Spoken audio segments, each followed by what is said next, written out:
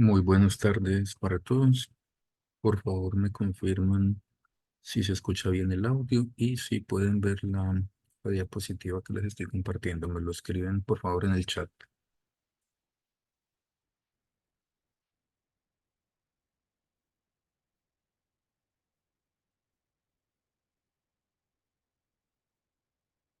Ok, ya me respondieron que se escucha bien. Por favor, me confirman si se ve la diapositiva que está compartida.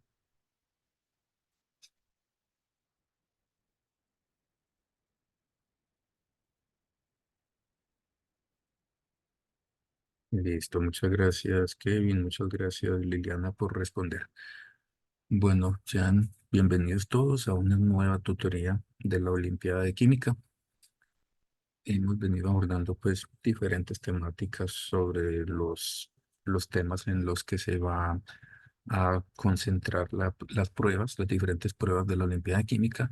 El día de hoy nos vamos a concentrar en hablar de las propiedades de las sustancias. Específicamente vamos a hablar de una clasificación de estas propiedades de las sustancias que las podemos clasificar como propiedades intensivas y propiedades extensivas. Bueno, hay dos formas de clasificar las propiedades de las sustancias.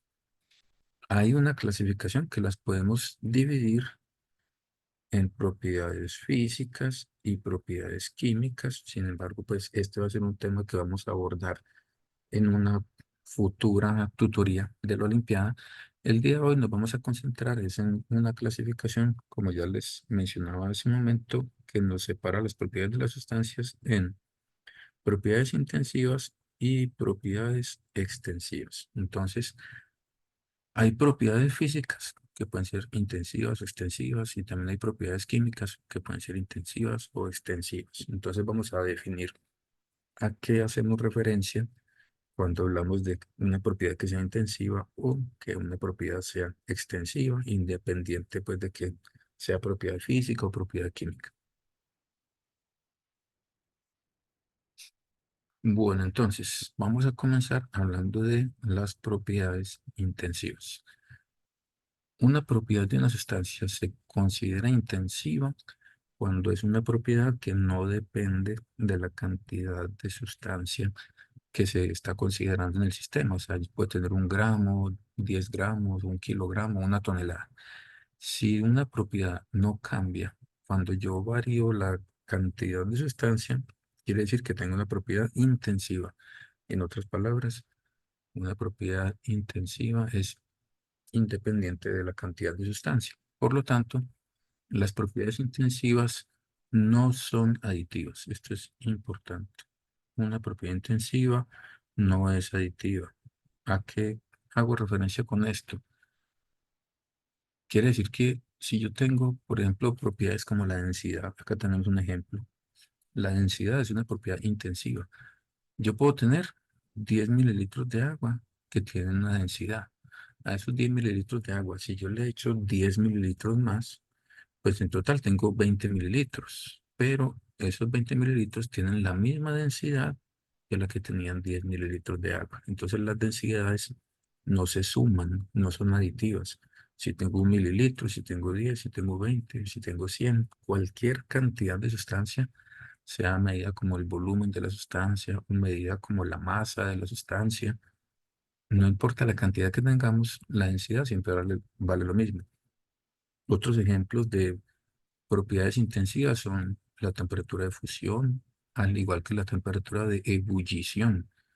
El agua, sabemos que si metemos agua líquida a la nevera, en el congelador, ella va a pasar a estado sólido a 0 grados centígrados, independiente de que sea una pequeña cantidad de agua o una gran cantidad de agua.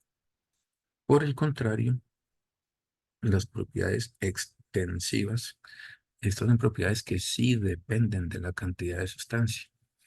Entonces, como son propiedades que dependen de cuánta sustancia tengo, cuánta masa, cuánto volumen, eso quiere decir que para una misma propiedad extensiva, los valores son aditivos. En este caso sí son aditivos, a diferencia de las propiedades intensivas, las propiedades extensivas son aditivas. Por ejemplo, la masa, el volumen.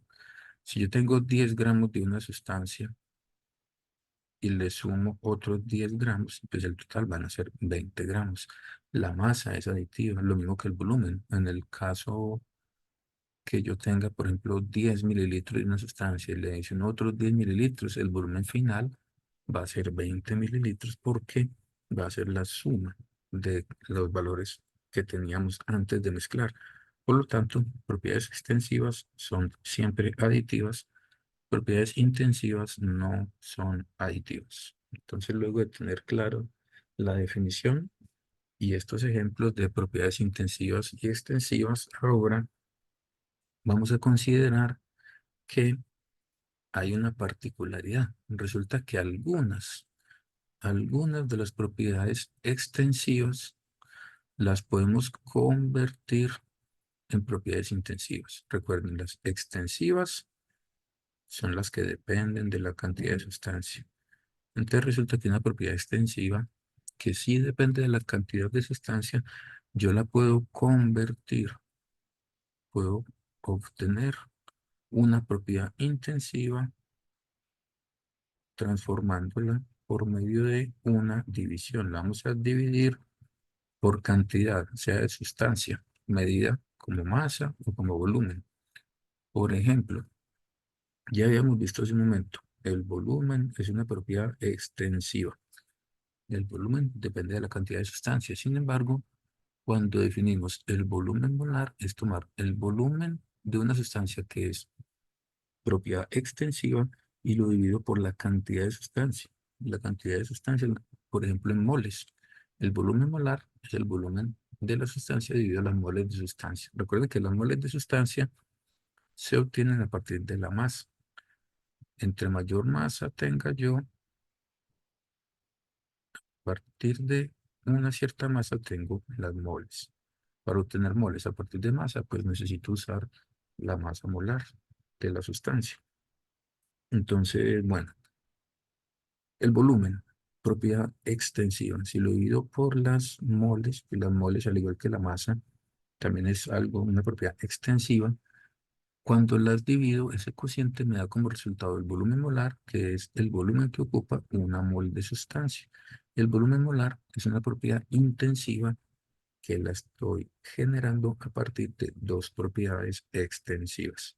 Lo mismo que la densidad, ya hemos visto, la densidad de una pequeña cantidad de sustancia o de una gran cantidad de sustancia es una propiedad intensiva, no depende de la cantidad, es la misma. Poca cantidad de sustancia, mucha cantidad de sustancia, la densidad es la misma para una sustancia que sea siempre la misma sustancia.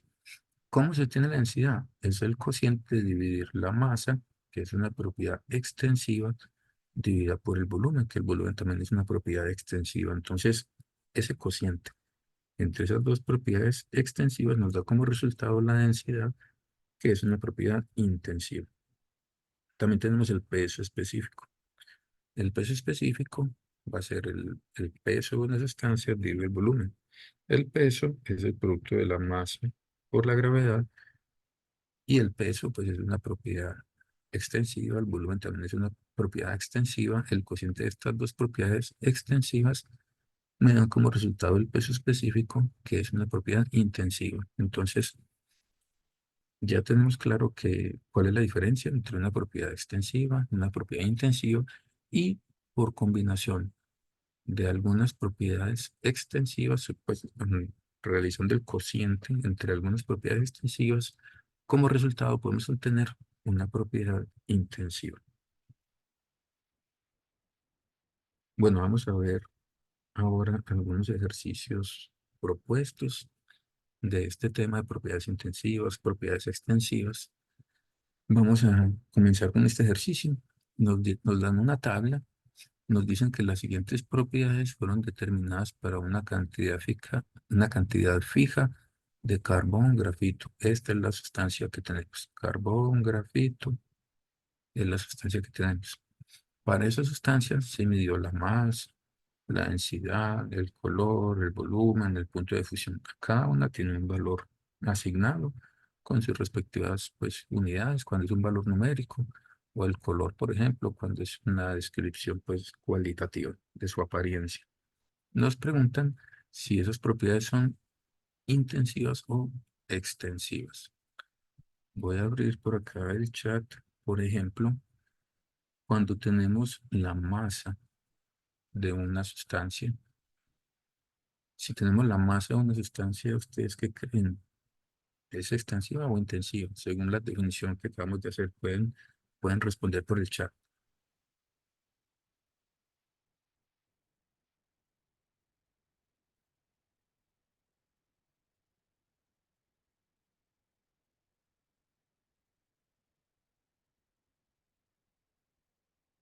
Exactamente. Eh, Muchas gracias, Liliana, Kevin. La respuesta es correcta. La masa es extensiva también. Lo mismo menciona Santiago, Juan José. Es correcto. La masa es directamente proporcional a la cantidad de sustancia. Entonces, esta es una propiedad que es de tipo extensiva.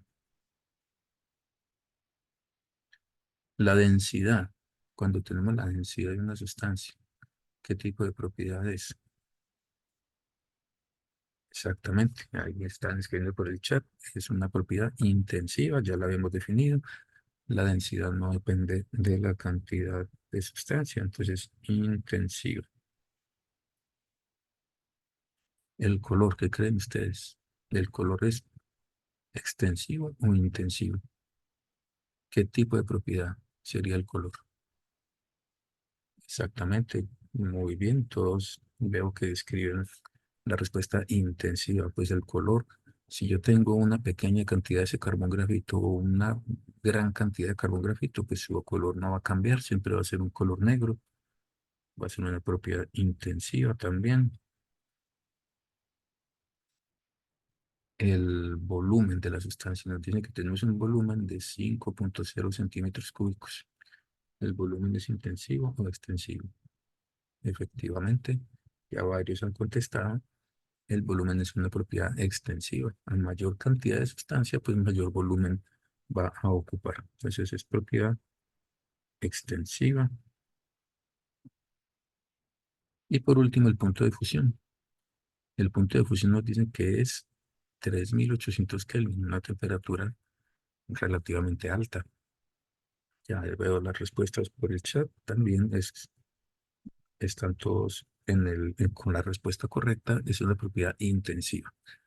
Una pequeña cantidad o una gran cantidad del carbón grafito siempre va a fundir a 3800 Kelvin. Entonces, esto corresponde a una propiedad intensiva. Muy bien. Entonces, vamos a pasar al siguiente ejercicio.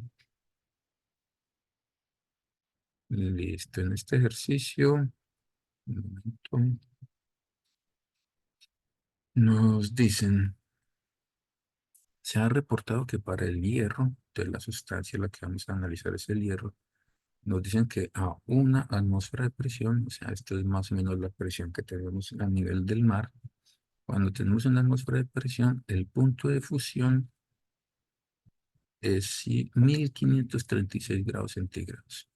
Y nos dan también la temperatura de ebullición que nos dicen que es 3000 grados centígrados. Con respecto a esa información, nos preguntan, ¿cuál es la afirmación correcta? La opción A, pues nos dicen lo siguiente, nos dicen que la sustancia está en estado gaseoso a 2500 Kelvin. ¿Qué creen ustedes? ¿Que a 2500 Kelvin la sustancia es gaseosa o no es gaseosa? No será gaseosa, ¿cierto? A 2500, a 2500 grados centígrados, perdón, creo que ahorita mencioné Kelvin son grados centígrados. A 2500 grados centígrados, pues nuestra sustancia no está en estado gaseoso. A 2500 grados centígrados, ¿en qué estado se encuentra esa sustancia? Si no es gaseosa, según la información que nos dan, está en estado líquido, exactamente. Estamos por encima de la temperatura de fusión, pero por debajo de la temperatura de ebullición. Entonces, la respuesta A no es la respuesta correcta. Esta no es la respuesta correcta. La B nos dicen La sustancia está en estado líquido a 1500 grados centígrados. A 1500 grados centígrados estamos por debajo del punto de fusión, que es 1536. Entonces, a 1500 grados centígrados, ¿en qué estado se encuentra ese hierro? Por debajo de la temperatura de fusión y efectivamente estamos en estado sólido, entonces no es líquido. Esta tampoco es la respuesta correcta.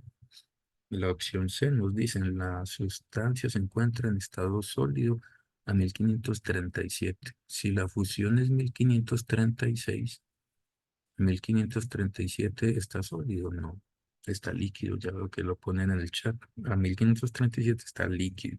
Esta no es la respuesta correcta, por lo tanto, la última afirmación que nos dicen está en estado líquido a 1537 grados centígrados es la respuesta correcta. Entonces, la opción D sería la respuesta correcta con respecto a estas propiedades que tenemos, que es el punto de fusión, la temperatura de ebullición, que esas dos propiedades son intensivas o extensivas.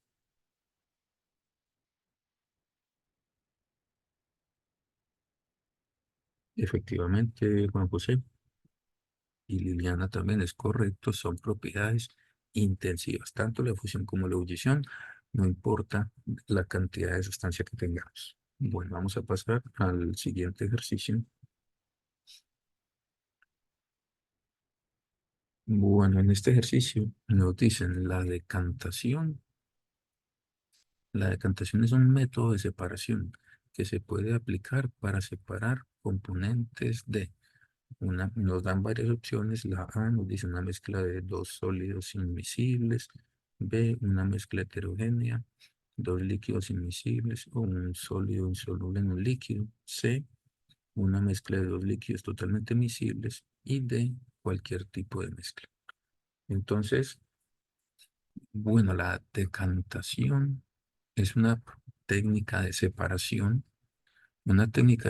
que podemos utilizar pues, para separar dos sustancias.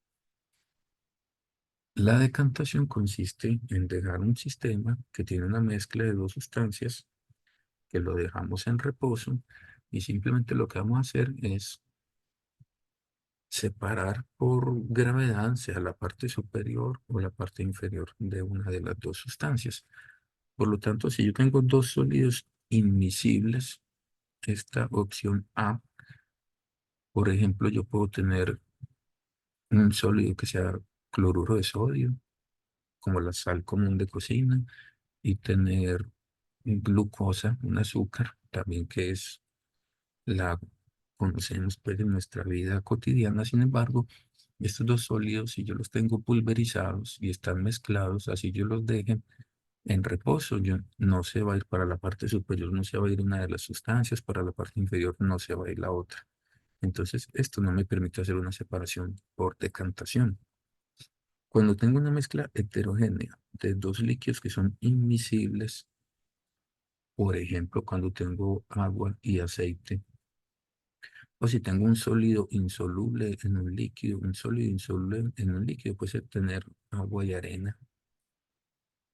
Entonces, los dos líquidos inmiscibles, por diferencias en la densidad, un líquido, el menos denso va a estar en la parte superior, el más denso va a estar en la parte inferior. Por el chat acaban de preguntar que qué es inmiscible. Ahí pues les acabo de mencionar un ejemplo. Si yo tengo agua y aceite, así yo los agite mucho. Si cuando ustedes toman, no sé, en el laboratorio, un tubo de ensayo o en la casa, en un vaso pequeño, agregan una cierta cantidad de aceite y una cierta cantidad de agua y lo revuelven con una cuchara, con un tenedor, lo revuelven bastante. Por más que los revolvamos, ellos no se van a solubilizar el uno en el otro.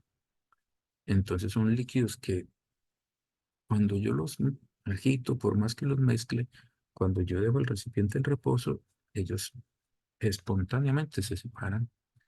El menos denso se va a ir a la parte de arriba, o sea, el aceite queda en la parte de arriba, y el más denso se va para la parte inferior, que sería el agua, en ese ejemplo pues de agua y aceite. Si tengo un líquido y un sólido, agua y arena, yo puedo meter en una botella una cierta cantidad de arena, una cierta cantidad de agua y agitarlo mucho Pero cuando dejo la botella en reposo, la arena se va para el fondo del recipiente porque es más densa, mientras que el agua va a quedar en la superior, en la parte superior, porque es menos densa.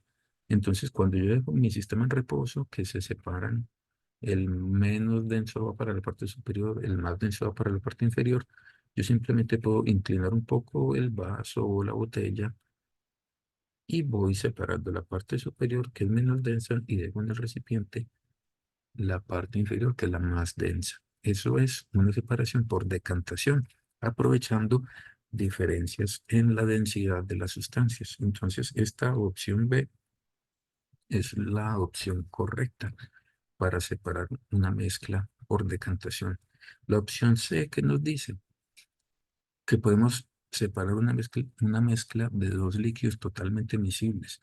Totalmente miscibles quiere decir que cuando yo los mezclo, los dos líquidos, tengo al final una sola fase, no se separan.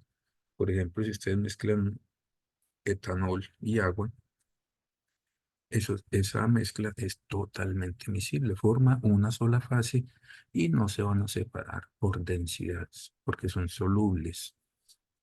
Entonces, bueno, si ustedes durante la pandemia se desinfectaron las manos con alcohol del que lo obteníamos pues en una farmacia o en un supermercado, si ustedes ven la botella de alcohol para desinfectarnos las manos y desinfectar alguna cosa, siempre se recomendaba que fuera un alcohol al 70%. ¿Qué quiere decir alcohol al 70%? Que tengo eh, el 70% corresponde al etanol y el otro 30% corresponde a agua. Pero si ustedes veían la botella, pues veían una sola fase, un sistema totalmente homogéneo. Cuando tengo dos líquidos totalmente miscibles, la decantación no sería un método adecuado de separación. Ahí ya habría que analizar otras técnicas, como por ejemplo una destilación. Y obviamente, pues la opción D es incorrecta porque pues, dice cualquier tipo de mezcla. Pues obviamente no. No podemos separar cualquier tipo de mezcla por decantación, solamente para sustancias inmiscibles. Bueno, sustancias inmiscibles y que se separen por diferencias de la densidad. Bueno, vamos a pasar al siguiente ejercicio.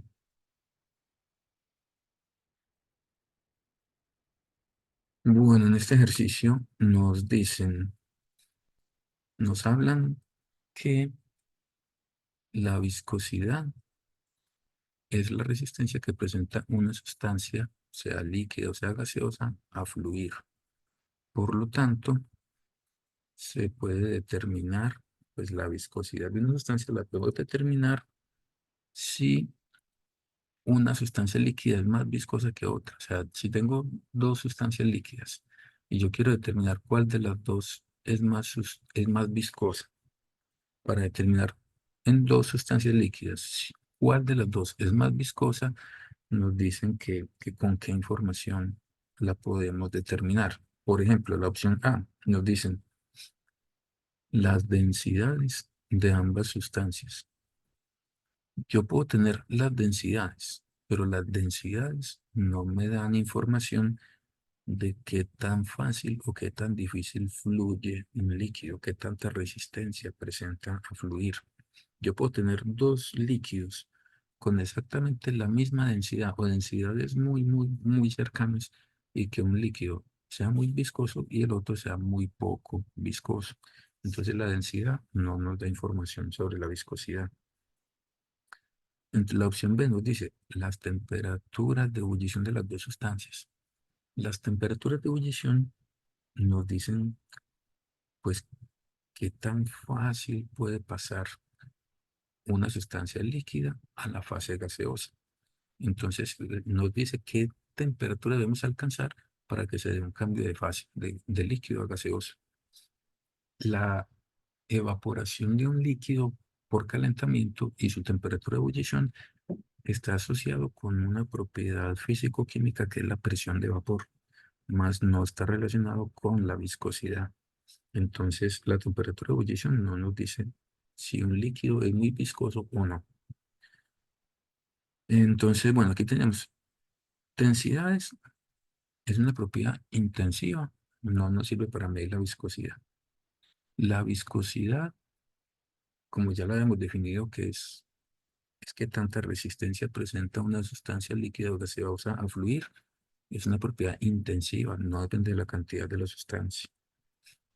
Temperaturas de ebullición también son propiedades intensivas, pero tampoco nos dan información sobre la viscosidad. La opción C nos dicen, si yo analizo el tiempo que tarda una esfera de hierro en recorrer una distancia constante a través de cada líquido. Entonces, si yo tengo, por ejemplo, dos tubos de ensayo, cada tubo de ensayo mide 10 centímetros. Un tubo de ensayo contiene una sustancia, el otro tubo la otra. Y yo quiero saber cuál de las dos sustancias es más viscosa.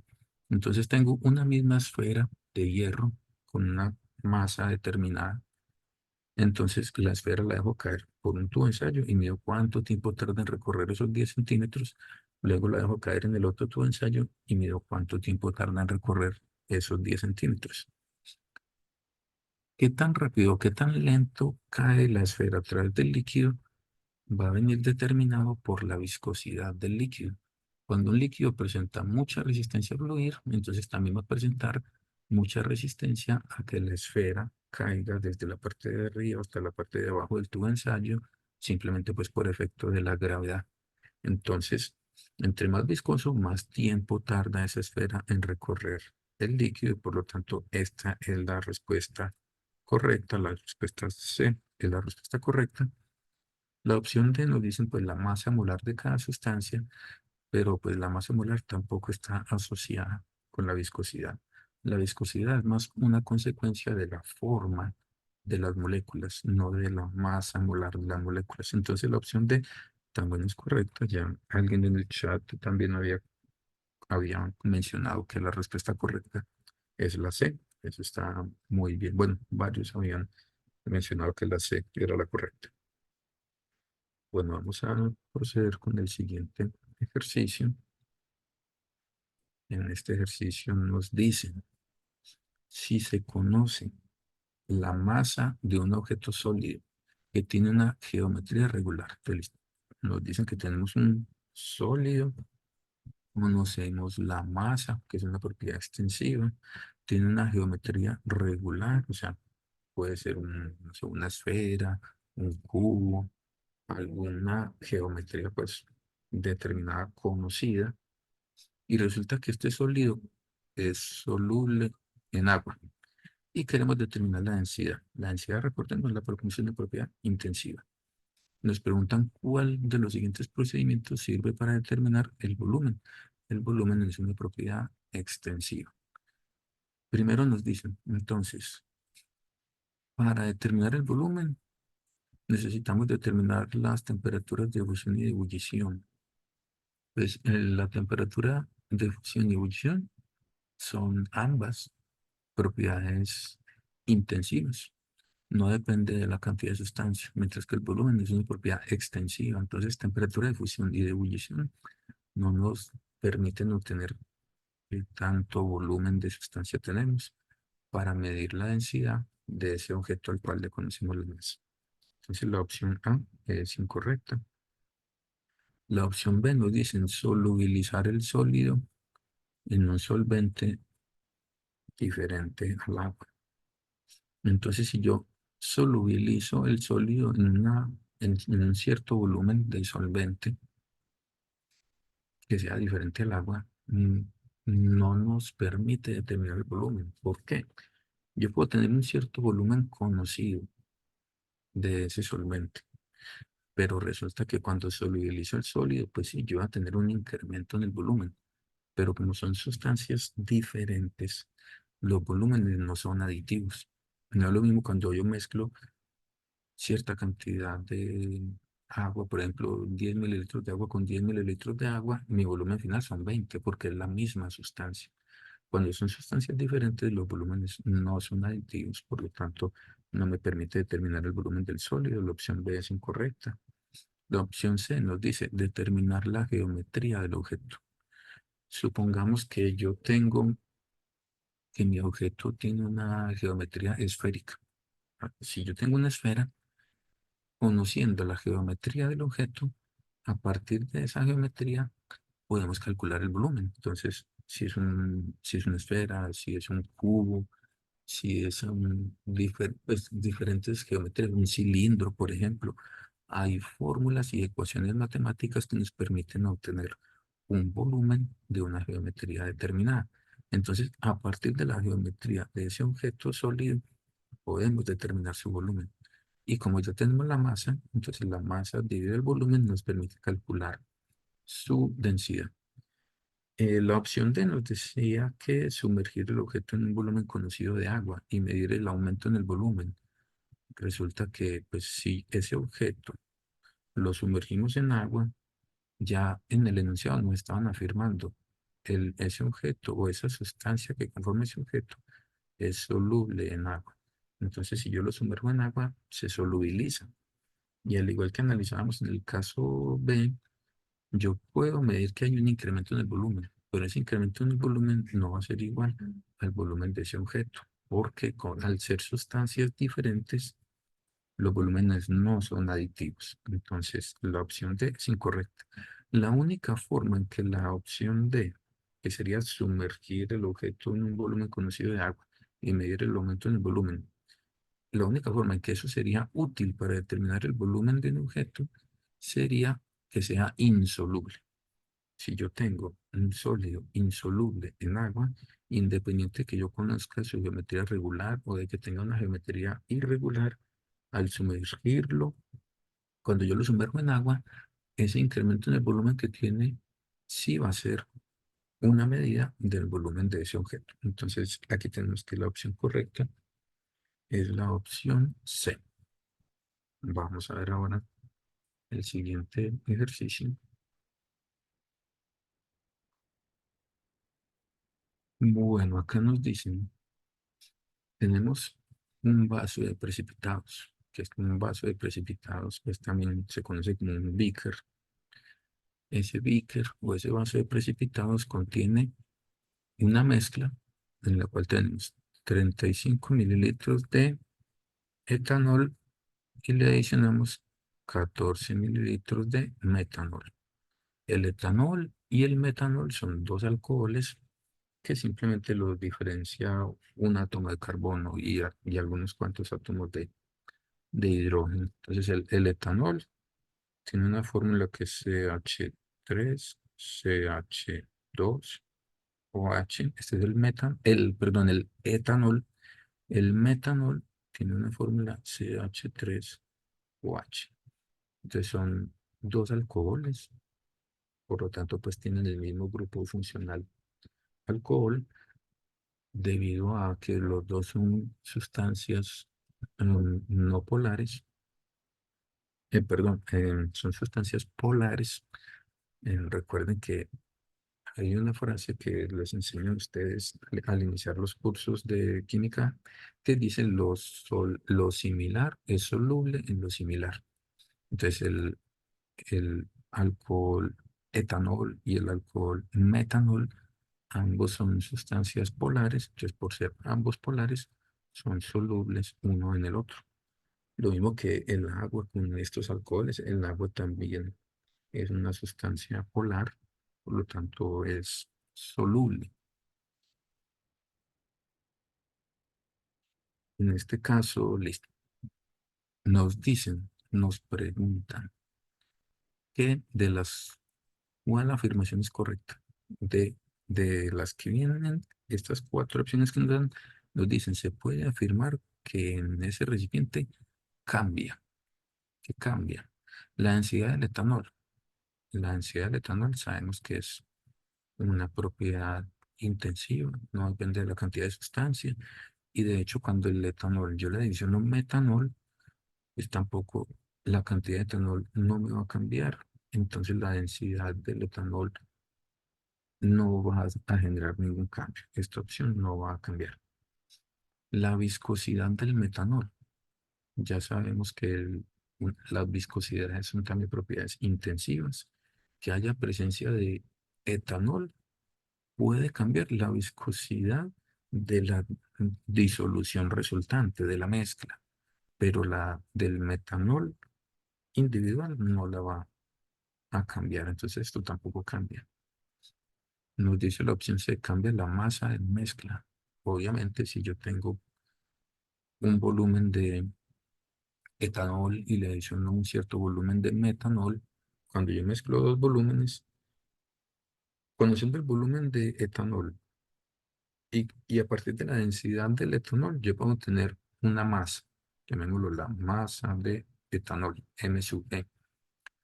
Y para el metanol, yo también, conociendo la densidad y como ya estoy asignando un volumen determinado que estoy adicionando, puedo tener la masa del metanol, llamémosla M sub M.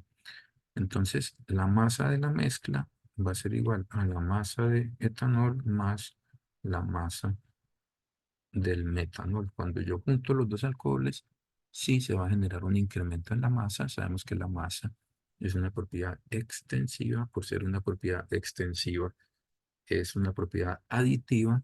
Y que cuando yo mezclo dos volúmenes de dos sustancias totalmente solubles, estoy adicionando dos masas diferentes a mi sistema resultante y sumando las dos masas voy a tener la masa de la mezcla. Al ser propiedades aditivas, tiene que aumentar la masa de la mezcla. La opción D me dice que aumentan las moles de etanol. No, las moles de etanol no cambian. Si tengo una cierta cantidad de etanol, las moles son constantes. Como estoy adicionando un alcohol diferente, le estoy adicionando metanol, entonces las moles de etanol no van a cambiar. Esta opción es incorrecta. Ya en el chat algunos habían comentado que la respuesta correcta era la C, efectivamente. Esa es la respuesta correcta para este ejercicio. Y aquí vemos pues como algunos ejemplos de ejercicios que puedan estar relacionados con estas propiedades de las sustancias, tanto con propiedades intensivas como propiedades extensivas. Les recuerdo que en el día de mañana vamos a tener también algunas otras tutorías virtuales de la Olimpiada de Química para este año. Les agradezco mucho la asistencia y también, pues mañana tendremos otras tutorías y la semana que viene tenemos también otras como pueden verificar en la programación que se ha publicado en nuestras redes sociales. Bueno, que tengan una buena tarde. Hasta luego.